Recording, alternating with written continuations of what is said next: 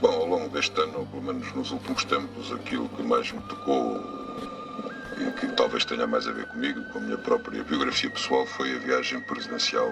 Eu recentemente, o Presidente da República, Mário Soares, fez a São Tomé e Príncipe e a Cabo Verde, e que eu tive o privilégio e a honra de acompanhar.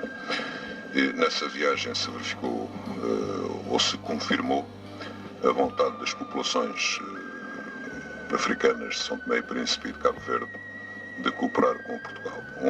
Foi um ato de carinho e de extrema afetividade entre Portugal, ali representado pelo Presidente da República, e as populações africanas. E eu penso que é fundamental que haja uma resposta da parte de Portugal, que haja uma estratégia para a África, que haja uma política da língua, uma política da cultura portuguesa e uma política de ajuda e de solidariedade com esses países. É algo que tem a ver com a nossa história, com a nossa maneira de ser, com a nossa maneira de estar no mundo. É algo que faz parte da nossa própria identidade.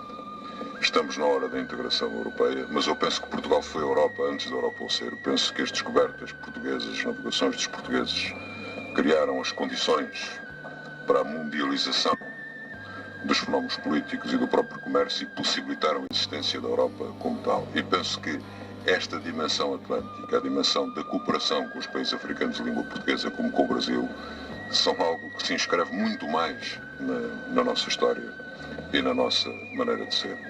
Simplesmente eu penso que continuamos sem uma resposta global, sem uma estratégia ou sem os meios de concretizar essa estratégia.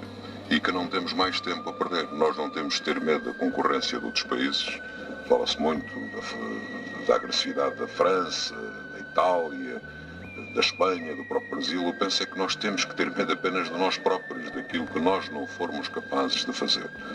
É preciso ver que a afetividade conta muito e nós não podemos perder mais tempo, porque as futuras gerações poderão não encarar este fenómeno da mesma maneira, e devemos sensibilizar a nossa própria juventude para esta nova grande aventura que será, digamos, a cooperação com os países africanos. Eu penso que nada pode haver de mais exaltante para quem tem 20 ou 20 e tal anos do que fazer essa experiência, e que, à semelhança, por exemplo, do que fez a França, que deu aos jovens a opção de ou cumprir o serviço militar na metrópole ou passarem 2 anos a cooperar, enfim, com um país africano francófono, nós devíamos dar também essa opção aos jovens portugueses. Penso que é algo que tem a ver com a história de Portugal e que Portugal não existe, Portugal trai-se a si mesmo se não der uma resposta a este desafio histórico que é a cooperação com os países africanos.